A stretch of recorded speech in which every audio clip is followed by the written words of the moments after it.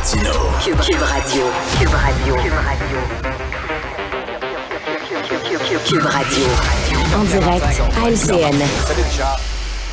Salut Jean-François. Dans le temps des fêtes, c'est une tradition chez nous. Chaque année, dans le temps des fêtes, j'achète une boule.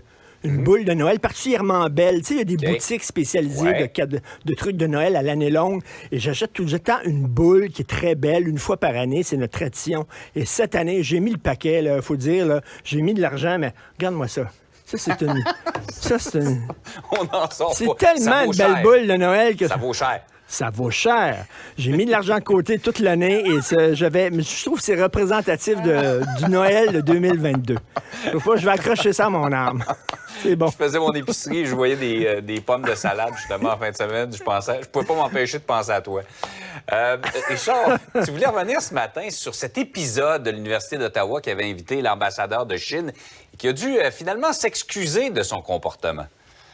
Ben déjà, là, l'ambassadeur de Chine qui parle à l'Université d'Ottawa, déjà non. Tu sais, je m'excuse, l'ambassadeur de Chine, on a des problèmes avec la Chine ces temps-ci. Là. On parle là, peut-être là, de 11 candidats à des élections en 2019 qui auraient été achetés par le gouvernement chinois. On parle des deux Michael, bien sûr, qui ont passé 2 ans dans des geôles en Chine.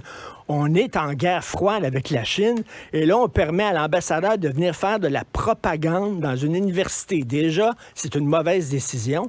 Et là, et bien sûr, les médias s'étaient déplacés.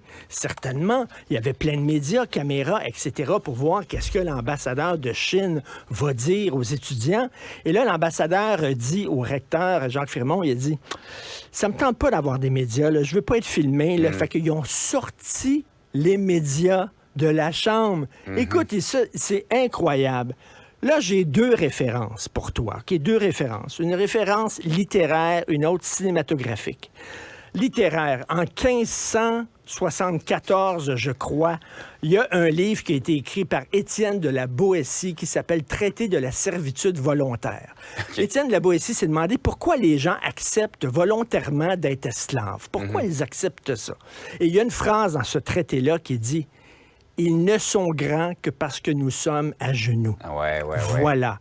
On se met à genoux devant ces dictatures-là et c'est pour ça qu'elles sont puissantes. C'est pas elles qui sont puissantes, c'est nous qui sommes faibles. Référence cinématographique. Le film Le Jouet avec Pierre Richard. On a tous plus ou moins vu ce film-là. À un moment donné, dans une scène, il y a un patron qui fait venir son employé dans son bureau, puis il dit « Déshabillez-vous ». Et là, l'employé dit « Voyons donc, je suis votre patron, je vous demande, déshabillez-vous ». Là, le gars commence à se déshabiller. Là, le patron dit « Stop, qui est le monstre? Moi qui vous demande de vous déshabiller ou vous qui acceptez? » Ah, c'est bon. Très bonne question. Oui, effectivement. Que la Chine demande, on ne veut pas de journalistes. On sait, les régimes chinois ne veulent pas de journalistes et contre la presse libre. On est en Chine, nous autres, ici, on est au Canada. On est au Canada qu'une université, OK, une institution accepte qui doit les règles défendre... d'un pays qui est reconnu comme un régime de dictature. Là. Imagine, toi, l'ambassadeur d'Iran qui dit « Je m'excuse, mais vous allez demander à toutes les femmes présentes là, dans la salle là, de se voiler avant que je parle. « OK, l'important, le voile. » Voyons donc, on est au Canada. Incroyable. L'Université d'Ottawa se met à genoux devant les woke et se met à genoux devant la dictature chinoise. Il y a vraiment des questions à se poser. Qu'est-ce qui se passe là exactement? Ils se sont excusés de l'épisode, mais c'était peut-être un peu tard pour bien des gens. Tout à fait. Richard, on parle souvent de notre patrimoine qu'on protège assez mal. Un autre exemple, la vieille prison d'Anticosti qui pourrait être démolie. Oui, donc, écoute, OK, les gens m'ont dit, ça a l'air d'une vieille maudite cabane. Là. Dit, passer le bulldozer là-dessus. Là. Mais tu sais, c'est quand même la mémoire. T'es allé en France. En France, là, à tous les coins de rue, il y a une plaque. Ici, Descartes a craché à terre. Ici, Molière s'est gratté l'oreille droite. C'est tout le temps, là. J'ai même vu, au coin de 2 rues, il y avait une plaque. Ici, en 1572, il ne s'est rien passé. OK? Donc, il y a tout le temps...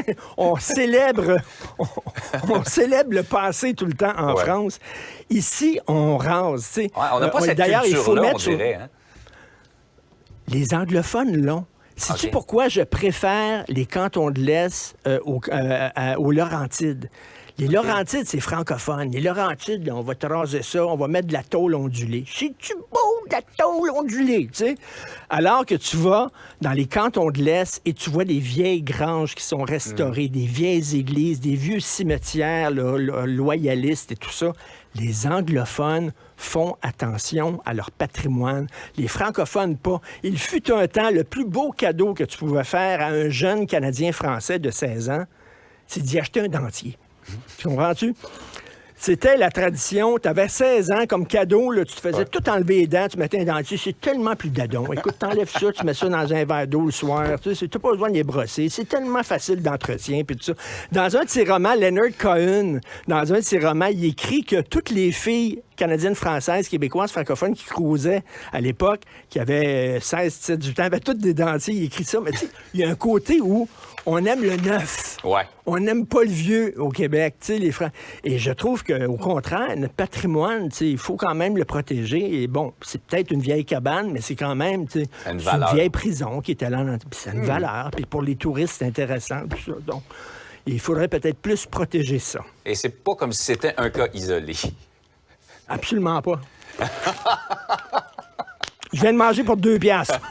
Ça a coûté 2 piastres, cette bouchée-là. Une bonne bouchée de laitue le matin, ça te rassasie son homme. Hey, Richard, je mentionne aux gens que tu es au Monde à l'envers ce soir avec Stéphane Bureau. Les gens vont pouvoir te voir là. Et justement, on va parler, entre autres, du prix des aliments, justement, okay. De l'inflation. Exactement. Donc, je vais peut-être l'apporter ce soir, tiens, Garde ma ta laitue. salade. Salut, bonne... Cube Radio.